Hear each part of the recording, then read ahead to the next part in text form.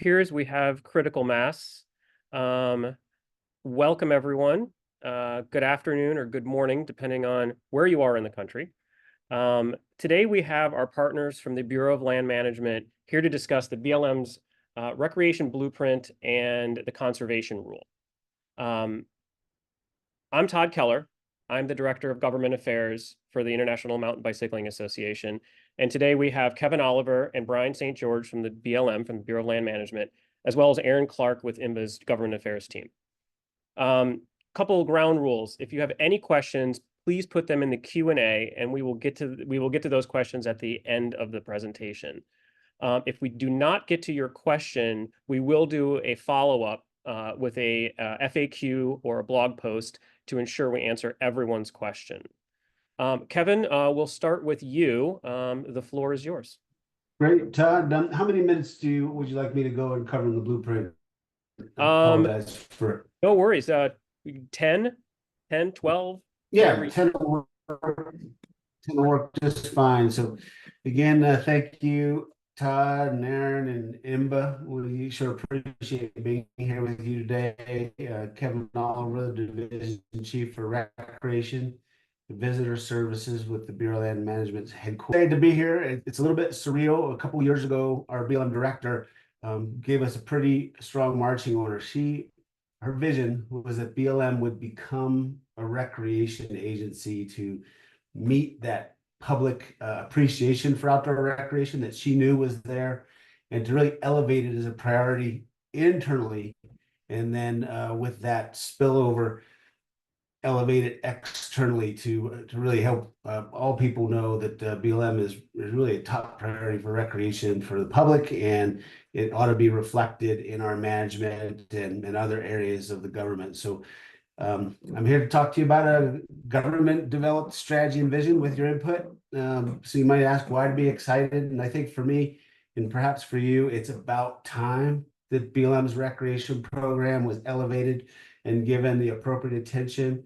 I think we're recognizing the value of recreation to Americans' public health and decreasing screen time of our youth, and even ourselves just getting away from the grindstone and getting outdoors where we can really live in a better way. So we've had this great leadership, vision, and support. And about a year ago, I met with Todd and Aaron in DC and got IMBA's input, among other partners' input, on how to make a recreation strategy relevant and real and actually have it move the needle.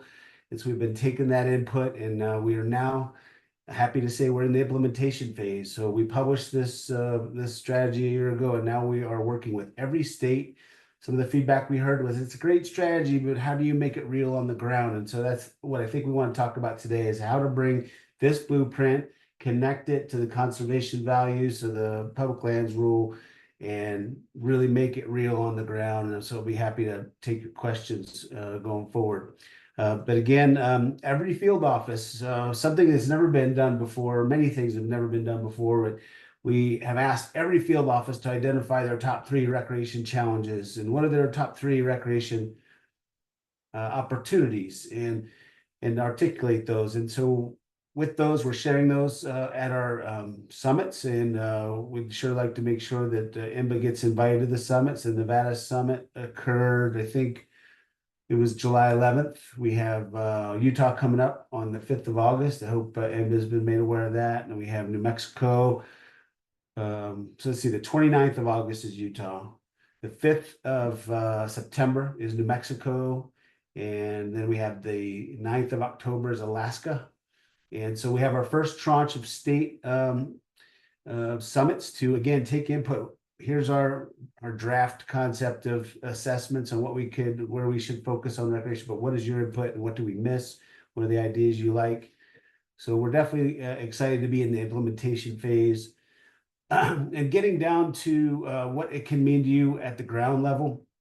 I think this blueprint is also a great opportunity for you to start conversation or carry forward existing conversations with, hey, I've heard that you all are working on action plans for your state for the recreation blueprint. I've heard that you've given some input. Could we talk about that? So perhaps as a bridge to communicate with your field managers I like to say that BLM field managers have 360 degrees of crazy. They've got mining issues coming in, they got grazing issues, they got wildland fire, and it's nonstop. And so it's really helpful if you get on their agenda, ask for 30 minutes of their time if you don't already do that, and just have a little visit with them and say, hey, I'm here to talk about recreation on your public lands. I'd like to think that every field manager would be open to that.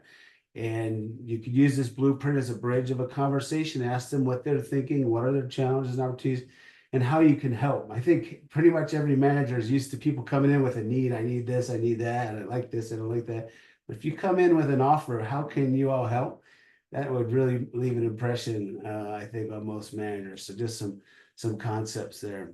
So again, I think with this blueprint, it's a great time if you aren't already well connected with your local managers to do so, and pledge to stay close and ask to stay close, and how you could help. Maybe Public Lands Day coming up in this September. But I think really that's probably my little sales pitch.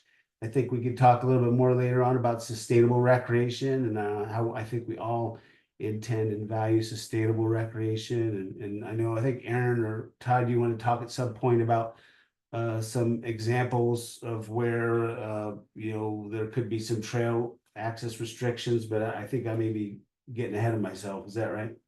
Yeah. Well, we'll do that in the 201. We'll do that in the next call. Okay, very good. Kevin, thank you so much. And I think one point I do want to reiterate is our partners at the BLM have been fantastic. We've had a long, very, very good relationship with you guys. And this call is just to strengthen that, right? We invited a lot of the BLM folks on this call to make those connections. And we will say it 1,000 times. We'll say it 1,000 times more than 1,000 times after that. The relationship for mountain bikers with your land managers is critically important to move forward in what we're doing. Kevin, thank you so much. We appreciate you. Brian, the floor is yours. Well, thanks, Todd. I appreciate it. Can you hear me okay? Yes, we can. Great. And you're gonna flag for me if my bandwidth gives out here a little bit. I'd appreciate it. So sure. Thanks, everyone. Let me reintroduce myself. My name is Brian St. George, and I right now am sitting in BLM, Colorado. Normally, my full-time job is back in our headquarters office, where Kevin and I work pretty closely on a week-to-week basis. These days, though, I'm acting as the Associate State Director in BLM, Colorado, which is a bit of a homecoming for me. I was one of those 365-degree crazy field managers in years past in Colorado. Kevin and I share that in common, a little bit of crazy as field managers in the past. And like Kevin, I have a deep passion for BLM's recreation programs. And indeed, I try to put my feet on public lands at least once a week. I'd like to say I went out on my bike this weekend, but it rained a little bit on and off. So I decided to fish instead. But my passion for BLM's recreation programs and our natural resource programs runs pretty deep. And so in that sense, I've been very proud to be a part of the formation, development, and now implementation of the public lands rule. My colleague, Pat Johnson, is on the call. I just want to draw a little bit of attention to Pat. Pat has been the glue that holds together the, the public lands rule. And Pat works day in and day out on now our implementation of the rule itself since it has been finalized. So Pat, I've invited Pat to jump in if I get anything wrong and if we need any additional detail. Of course. Appreciate that. Let me start a little bit at the very beginning here. I think one of the things I wanted to do in discussion today was to sort of help demystify the public lands rule as much as I can. But if you're paying close attention, that actually gets a little trickier today, because just in the past few days, BLM has released its first complement of implementation guidance for the rule.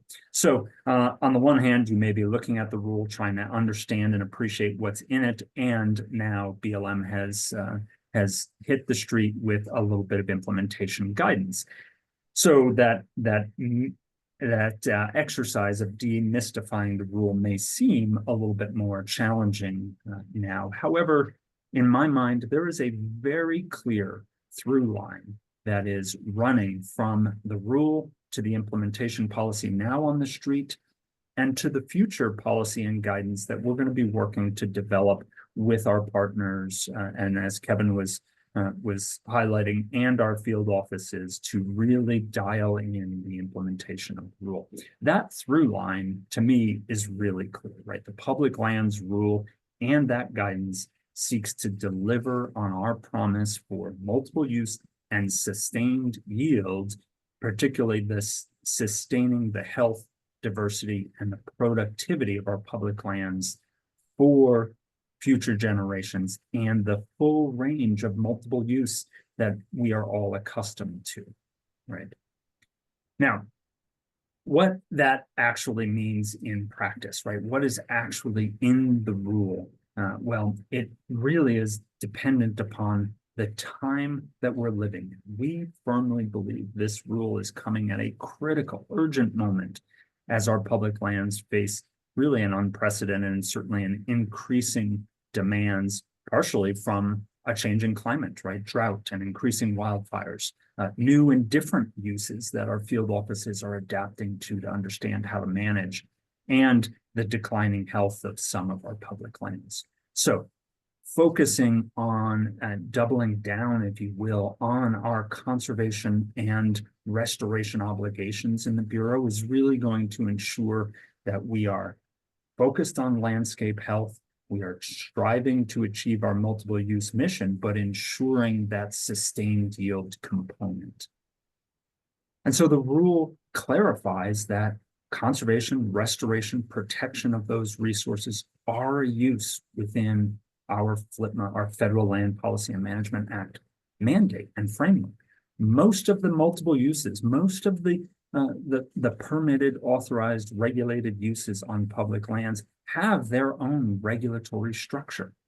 So this rule creates a similar regulatory structure for how the Bureau will ensure that consistent, healthy lands are delivering the clean water, clean air, wildlife, and recreation opportunities that we are all enjoying.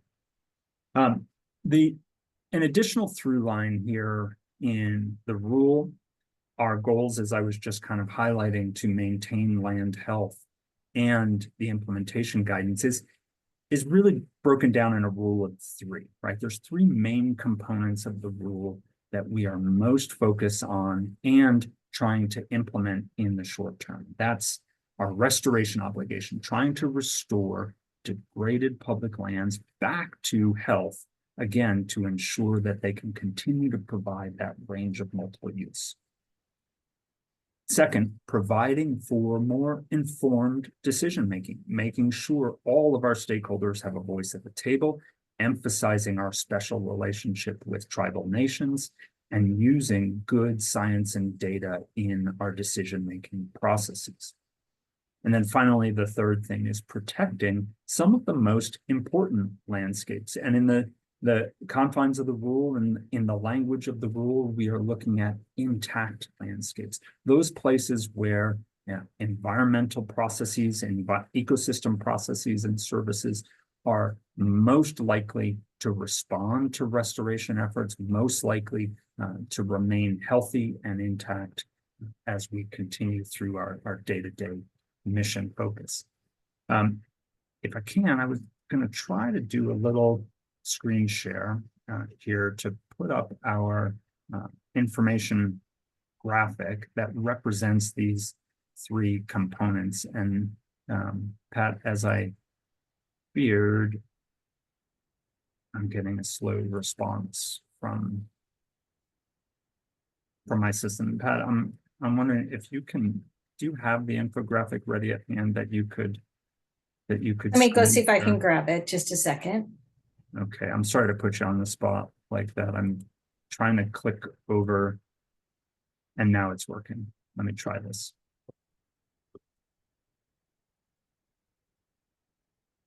How's that, folks? Can you see that? Can you Yes, Brian, we can confirm see it. for me, Todd? Great. Yes, we can Thank see it. you. I can see Appreciate yours. it. Yep. Ironically, my bandwidth is slowest in the office. It's best when I work at home. Sorry for that glitch. So, all good, Pat, on my end. Okay. Let me just throw this up. Many of you have probably seen this or seen something similar to this information graphic that lays out the three components of the public lands rules, some of the details within each of those main components, and now the suite of guidance that's available that is also linked to these three components. I spoke with you a little bit about protecting the most intact or most important, healthiest landscapes, restoring landscapes back to health, and ensuring that we are making good decisions based on science and data. And within each of those main buckets, right, we have, I'm losing my screen again. Anyway, we have components. Well, I'll wing it here. Hopefully you're still seeing the infographic. Yep, Great. we are. Thank you. We are. Within each of those buckets, there are tools within the rule to allow us to be successful. So let me start with intact landscapes, or the most important, healthiest landscapes that we're focused on. There are several tools within the rule to identify those landscapes on the ground, right? Where are there healthy public lands that we want to focus on managing those landscapes to provide those things that are most important: wildlife habitat, clean water, clean air, as we've highlighted. FLPMA and the rule provide us with a really important tool, that is areas of critical environmental concern. These are targeted areas on the landscape that warrant some special management attention. And it does not mean that a particular kind of use, and let's focus on where we're all interested, right, in mountain biking, is excluded from an ACEC, but rather challenges the agency to specifically identify what's important in that landscape, why does it need to be protected, and what is the specific special management that's needed to preserve and protect that relevant or important value for an area of critical environmental concern. So the rule clarifies what those steps are. It expands on some of the ideas that BLM has been implementing for nearly 40 years or more in identifying and designating areas of critical environmental concern, and I think makes clear to both the BLM and the public when we're using this important tool to protect those important landscapes. A second focus of the rule is really around restoration. And here we have a really great opportunity to continue work with our partners to identify areas most in need of restoration effort, target our limited resources and capacity, leverage it with what you all bring to the table to try to complete some effective restoration of public lands.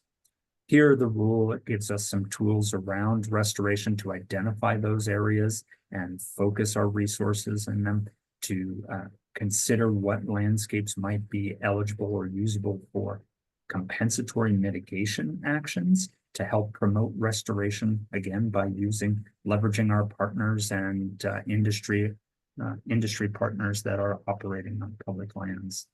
And then finally, perhaps the most important tool, that idea of restoration or mitigation leasing. So several tools within the rule to focus our restoration efforts in areas that need that attention the most.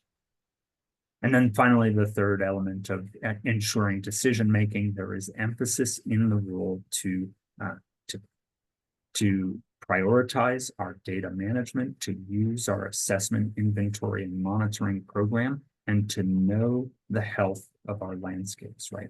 There's a fundamental question within the Bureau to start every proposed action with an understanding of what's the condition of the land today, and understand how a suite of actions or multiple uses on a particular landscape may add to or detract from that status, that health of the landscape. So I think what the rule is really promoting to me is really fundamental. It's knowing the condition of the land before we're authorizing particular uses. And we can do that without delaying those individual actions, right? We have lots of information and data at our fingertips that help us operate at a landscape level to understand the condition of our public lands today. So in a nutshell, those three components of protecting the best, restoring the rest, and making some sound decisions on public lands. That's what's at the heart of the rule. Within each of those buckets are some specific tools to help us get there. And now there's some specific guidelines for what those tools and opportunities really mean for an individual field office. And that, I think, is a good place to create a nexus with Kevin's discussion about engaging and partnering with your local field offices, right? I have long felt and believed that recreationists are important stewards of our public lands. And let me go back to my own experience, right, in a field office where I worked with my local mountain biking groups, including an IMBA chapter representative there in Gunnison, Colorado, that many of you are probably familiar with, was my right hand in understanding recreationist needs, mountain biker needs in particular, and how we can partner to be good stewards. Specifically in Gunnison, we were focused on Gunnison sagegrass conservation, right? And in many cases, many conversations where I found myself in dialogue with livestock operators, rangeland managers, we were talking about the details. We were down in the weeds talking about the details of vegetation height and habitat condition and metrics and habitat assessments. And for many of our recreation partners, we were starting in a dialogue of, why should I care, right?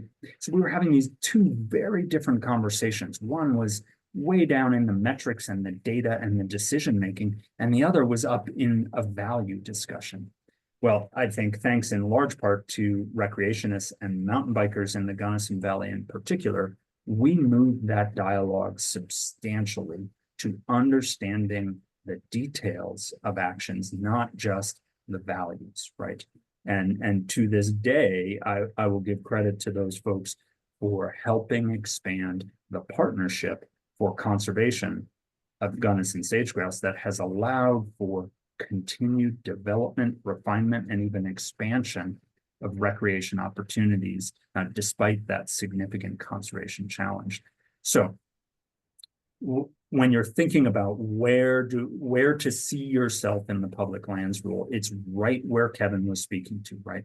Partnering with your local office as a steward of the resources that we're all sharing on public lands, understanding that there's a few tools in the rule to help you maximize that partnership opportunity and continue to drive for multiple use and sustained yields across our public lands. I think that's the opportunity. There's great examples, not just in the field office I lived and worked in, but across many, where as stewards of those resources, you can continue to prioritize, develop, and expand the recreation opportunities you're looking. Brian, thank you so much. That was a fantastic explanation, and we appreciate all the hard work that you put into it, Pat put into it, and everyone at BLM. Thanks, Tom. Yeah, absolutely. Aaron, would you like to add to the conversation? And before Aaron starts, I would like to acknowledge that Aaron really was the one who dug into this for the IMBA team and really understood it and helped everyone on our team get a good grasp on the rule and really get us to a point where we saw this as really advantageous for outdoor recreation and mountain bikers. So Aaron, would you like to add to the conversation?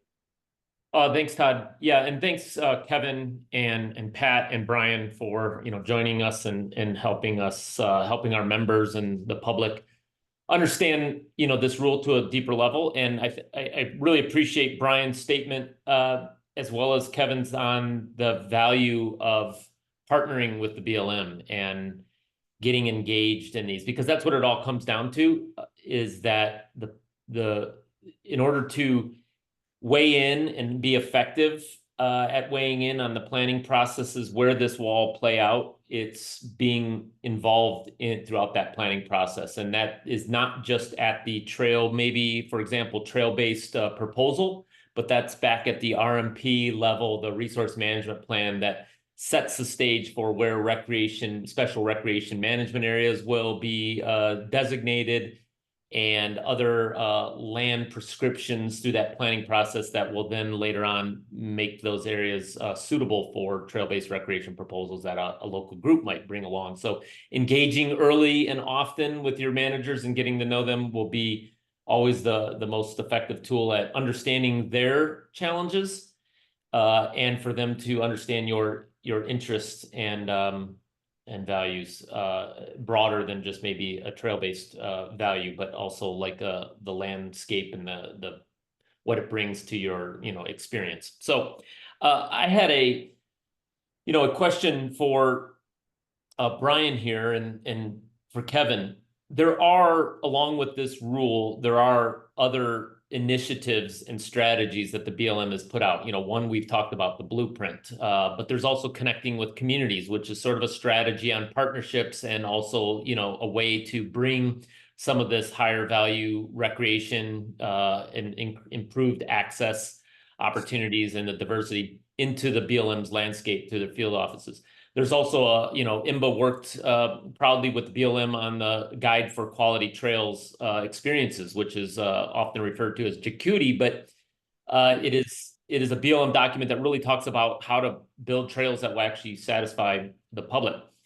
There's other initiatives out there, and I'm just curious, there's sort of a brand within the BLM called Backyard to Backcountry, and that's sort of the role that the BLM plays in connecting communities to their public lands. And I'm just curious of, how much are the BLM staff, do these documents get talked about within the BLM? Are they still utilized? Are they relevant? How much do people, employ them throughout this overall process that we're looking at here through the planning processes?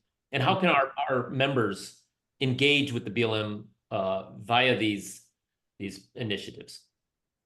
Brian, if it's okay, I'll take a quick stab at a few of those. So I am about 4 years into my adventure of being responsible for policy and budget. I had 8 years as a district manager dealing with that 360 degrees of crazy, and I'm actually finding it more enjoyable than I ever anticipated, especially when we can make strategies real, make them move the needle, make them provide value on the ground for the people that are dealing with the issues like Brian described. And so, for instance, JQT, very much been aware of that document and how it's used in our travel and transportation classes, and especially with our field offices that are thinking about new trail developments or trail improvements, as we know, are popping up and emerging all over the places. One of the things that emerged in Nevada's assessment, their internal assessment, was trying to find ways to improve long distance, multi-district trail systems in Nevada. The opportunities are broad with all that public land, but actually making that a top priority. So I'd like to say, and then connecting with communities, we think that's just pivotal to everything we do. And as a district manager, when I had the county commissioners and the local interest groups all in the same room, like Brian described, talking and hammering out topics, that's some of the most enduring things I can point to in the landscape that I got to be a part of, were because we had those communities engaged in problem solving. So I'd like to think that BLM is kind of lean and mean, and we don't have time for a lot of fluff. And so, at least in the recreation and conservation space, I think our strategies are actually pretty powerful if you pop the hood, but it really is kind of an invitation to get down and talk about the issues on the ground. And we do have a couple other strategies that are cooking right now. The conservation lands strategy is 15 years old, and there's the value and appreciation for conservation lands is more than ever. And so that is also in development. And then the community engagement team is working on freshening up that, as we've already talked about the value. So I think we've got a number of valuable strategies, and the most important thing is making them real. And I think we're doing that together with you. One last thing while I have the floor, I want to thank you. This is not a BLM agency position, but this is a Kevin Oliver position. I want to thank IMBA for the very thoughtful review of the public lands rule as a thoughtful perspective. I saw some places where you guys were concerned about some things, and some other areas where you saw that your words were taken in and considered in the final development. So I certainly defer to Brian on the official position. But and I think it's important to read everyone's perspective so we can get that full perspective of voices and understanding it. And so I learned a lot from reading IMBA's review of the public lands rule. So sorry, Brian, if not at all, clicking Kevin. on your No. links more than others, but the IMBA link was pretty solid. Not at all. I appreciate that, and I echo that observation. And maybe I'll just circle back, Kevin, to your point on strategies and initiatives. Right, in my 25 years of experience with the Bureau, strategies and initiatives like we're talking about here, they're not just hatched by one person in isolation, right? They really do build upon experiences at the local field office level that are working and successful, right?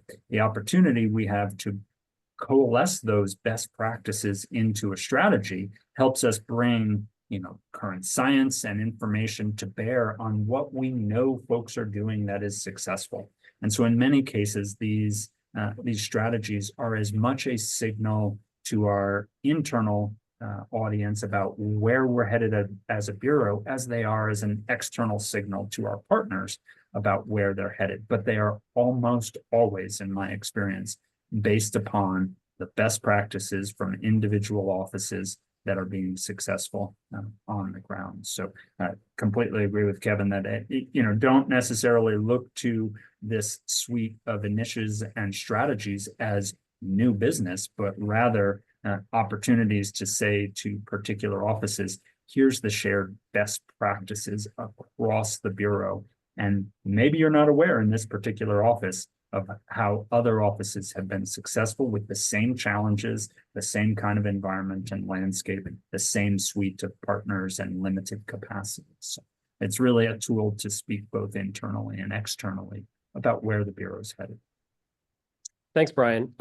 Aaron, anything to add from your end? Yeah, I mean, it is another question. And so, the rule and all these strategies, as we've discussed, really are critical in how the BLM partners with the public and other partners. Mm-hmm. And there are some field offices that absolutely kill it with how they engage the public through creative new ways. And it's an amazing experience, and it really draws in better communication, better relationship, better understanding of the goals and the intents and the objectives. How can the BLM sort of really replicate those best practices of newer versions of communication and presentation to the public, so that all the field offices there's some consistency there, and people don't have to try to learn a new system each time they engage with the BLM. You bet. I'll take a quick stab, Brian, and up to you. I think we hear that, and I think our leaders hear that there is some variance between field offices and district offices, and that's 100% valid and understandable concern. We certainly want, our desire is to maintain a high level of customer satisfaction, to use a buzzword. I mean, we want people that come in to connect with the BLM to be received as they should be. Like, hey, what are you about? What are your interests? Let's talk about public lands and what you've come into the office for or called us up for. We do have something that we haven't had before. I'm not sure how many years we're into it, but we do have a leadership academy for our line officers. The BLM is in many, many ways playing catch up to some of the more senior land management agencies that have a few more decades or half a century or more of tenure. And so we have leadership training for line officers, where these examples of ways that worked well and examples of ways to leverage communities and do better as a line officer and avoid pitfalls and expand your horizons are being shared in an intentional manner across different topic areas. And in fact, if you look at the blueprint, we spent about 30% of the blueprint with examples of successful partnerships because, man, the BLM, we have to copy and paste. You know what I mean? That's the easiest way to jump from infant stage to getting somewhere stage. Like, okay, let me call that person up and find out how they welded that together with this group. How did they overcome that challenge? And so those partnership examples were key lessons that we use as well. So, yeah, if anyone's having a particularly bad experience, I would just keep trying different positive angles of engagement, different layers and opportunities, and hopefully that experience can go from neutral or negative to positive, because there are all humans involved in different challenges and stressors that are going on that make up every scenario.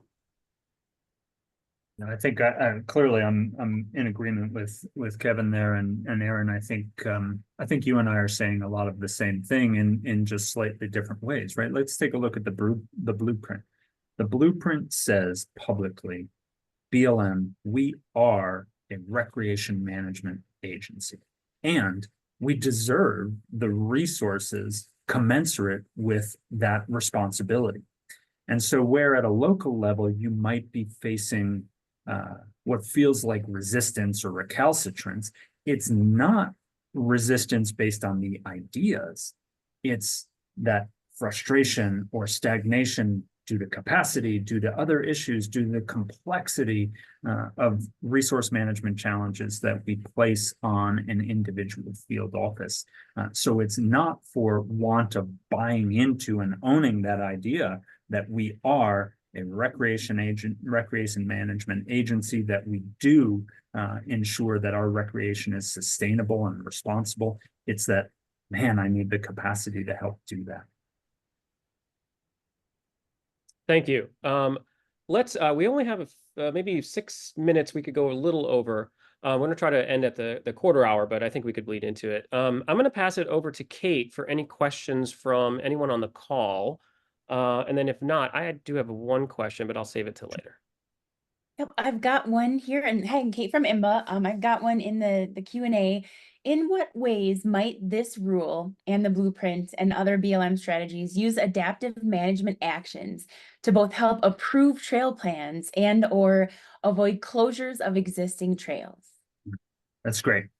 Thanks, Kate. And it really harkens to one of those 3 buckets that I was speaking to in the public lands rule. That's the idea of making sound decisions, right? Ensuring that our decisions are based on science, information, data, best practices. What the rule does is help codify a system and a process that's long been established within the Bureau, our assessment, inventory, and monitoring program, right? It is essentially this idea of adaptive management. What data are you using? What does it say? And when it changes and tells you a different story, how do you respond? So that framework, which has heretofore just been in a handbook or a technical guide, is now part of the regulatory structure of the Bureau, right? Pay attention to the health of the land, what the data says about the trend and where it's going, and how you might adapt particular uses to support both the health of the land and the outcomes that we're looking for there, as well as the opportunities and experiences that people have on those public lands. So this idea of adaptive management is fully incorporated within public lands rule. Awesome. I've got one more that really speaks to the sort of the contention, different user groups that are interested in how the BLM is managing land. John asks, what does this rule imply for the uneconomic or degrading use of public lands for livestock grazing? This is pretty specific. Some are plainly, Sure. Any chance we start to see grazing permits retire and allow lands and water to recover as a result of the implementation of this rule? Yeah. Well, it's a good question, and I certainly understand where it comes from. And again, what the rule does is forefront land health, right? So right in what I read into that question is, okay, when the land is not in a healthy condition, what are we going to do as a response to that? Now, there's nothing inherently in the rule that precludes one particular kind of use, especially an authorized, legislated, regulated use like public lands grazing, but it does put emphasis on all of the users to understand how their particular use is contributing to the condition and the health of our public lands. So there are lots of tools, both within the rule and within BLM's day-to-day work, that can focus on the recovery, the resiliency of a particular landscape resulting from a particular use, right? In this case, we're talking about livestock management on public lands. Now, livestock management has been at the forefront of understanding what land health means, right? And trying to adapt and change their management techniques in order to ensure healthy, resilient, sustainable lands. We're not always successful. We acknowledge that there are places on the landscape that are not achieving those land health goals, and we want to target and focus, emphasize our limited capacity in those places, use tools like restoration leasing or restoration prioritization to help those lands recover.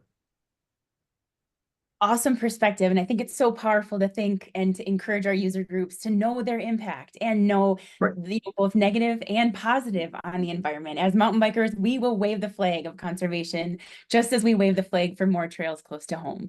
Thank you. Todd, I'm going to give it back to you. Yeah, absolutely. Thank you. Thank you for the question. Kevin, I'm going to pivot back to your very first comments. And when I said we're going to go to maybe that question is version 2, but I'm going to sneak it in here on version 1. Yes. And the question, I think you hit on it, but let me try to, rephrase it for everyone. We're kind of looking for what scenarios, what kind of real world scenarios exist where trail access could be temporarily restricted, where as part of the rule, and then where it could be expanded as you implement the rule. And this goes to Brian as well. Mm-hmm. And sort of talk about that, like where are these potential conflicts, not necessarily locations, but really scenarios. Yeah, thank you. And again, I don't have any specific examples. Nothing's been pushed up to me like, hey, this is something that has to be tackled right now. I have a whole laundry list of challenges for recreation, but they're not related to mountain biking and the public lands rule, I assure you. Again, I'm going to point back to the IMBA public lands rule review. And I think the policy review brings up the winter range topic. I think we do know that there are areas where there are trails that may be going through critical winter range. And we know that BLM lands are very often below the Forest Service lands. So when the game move down, they're either conserving energy or breeding or both. And so I think that's a key example of where some management there may be a situation where management, controls are implemented to ensure that wildlife herd doesn't take a nosedive or have a critical die-off. If it's, in a snow year, they're being pushed around and overworked, and, as our visitation increases. So I think that was one example. And then just generically speaking, the converse to me is if we see that mountain biking in this case is thriving in an area that's being monitored and assessed, it's entirely possible that that's the green light for additional miles of mountain biking trail. We don't have any evidence of negative impact of mountain biking in this particular area. And so, what is precluding us? But I certainly defer to Brian on the whole habitat ecosystem interaction. I'm a rusty forester, and I took a few ecology classes, but it's been a while, so I'll defer to Brian on those policy interfaces. All right, Brian, you get the last word. No, I think he did really well. So unless you have a specific follow-up, Todd, I'll give a stamp of approval to Kevin's ecological expertise there. Well, I would have a follow-up if possible, and maybe this is an answer that we can jot down in writing and we can provide as part of our follow-up with the attendees. But, there's a need for science. There's a need for science on impacts and specific science and unbiased peer-reviewed sort of science. How can the BLM sort of drive some of the ecosystem science and the impacts of various different recreation to get a better understanding on different species? Sure. We tend to rely on the ones that are the game species, which are, have politics involved in different ways that are, drive the outcomes differently. Yeah, Aaron, it's a good question, and there are lots of answers about how. The principal way in which BLM drives that body of information and science is in our partnership with USGS. Yeah, the USGS is our principal science provider within the agency, and our team in the Bureau, in our headquarters office, works with USGS regularly throughout the year to plan and invest in certain types of science that we know are missing from the literature or from our decision making, and where we might need additional emphasis. And indeed, BLM has a national science committee that helps dive even deeper into where the holes are, where the gaps are, and how we can partner not just with USGS, but with academic institutions and other partners to identify and target, again, some limited budget resources in the most relevant, most appropriate science to support decision-making in the Bureau. Great. Well, thank you. So this brings us to the end of the panel discussion. Thank you for spending the last 48 minutes with us or thereabouts. We really appreciate it. For the mountain bikers on the call, we really encourage you to reach out to your BLM contacts. That's very, very important. Many of them are on the call today. So, again, we will talk about this until the sun sets every day, that really the connections that you make with your land managers are so critically important as we move forward. So special thanks to Kevin and to Brian, to Pat, and all of the BLM folks on the call. We really, really appreciate you. And everyone have a fantastic rest of your Monday and rest of the week. Thank you, everybody. Thank you. Thank you. Thank you.